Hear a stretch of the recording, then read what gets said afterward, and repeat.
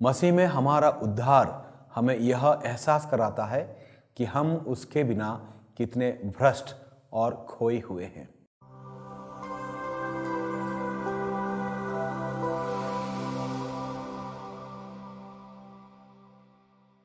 ख्रिस्त में मेरे प्यारे भाइयों और बहनों, आज माता कलीसिया संत पौलुस का हृदय परिवर्तन का पर्व मना रही है।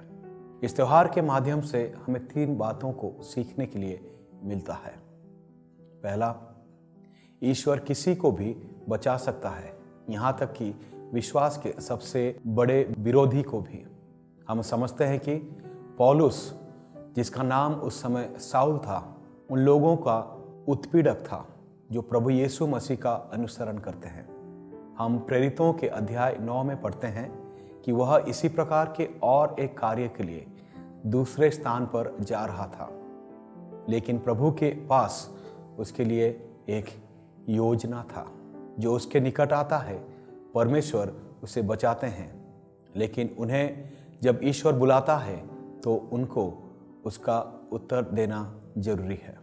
दूसरा, हमारा उद्धार हमें यह एहसास दिलाना चाहता है कि मसीह के हमें बचाने से पहले हम कितने अंधे थे। साउल सचमुच में मसीह से मिलने के बाद अंधा हो गया था। अगर हम इसके बारे में जानना चाहते हैं तो प्रेरितों के अध्याय 9 पद संख्या 9 पर यह पढ़ सकते हैं। जो व्यक्ति जो पूर्ण रूप से स्वस्थ हो, यह देखकर अपनी दृष्टि खो दे कि परमेश्वर कितना पवित्र और प्रतापी है।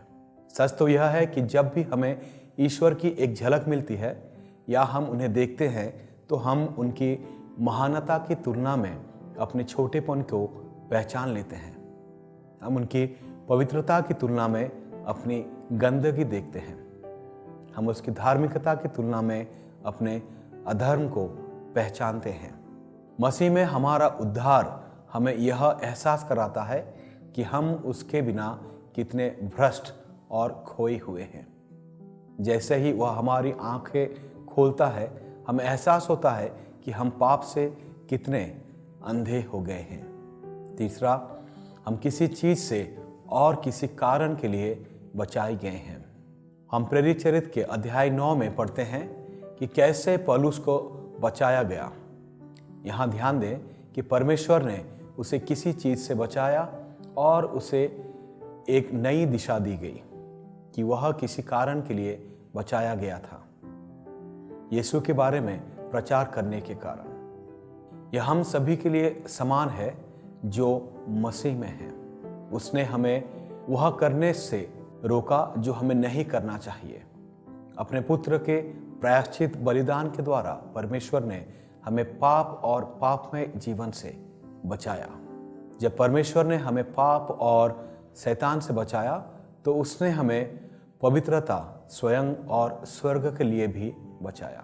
तो फिर आइए हम ईश्वर से यह निवेदन करें कि ईश्वर हमारा पापी मन परिवर्तन कर हमें उनके अच्छे कर्मों में लगाए।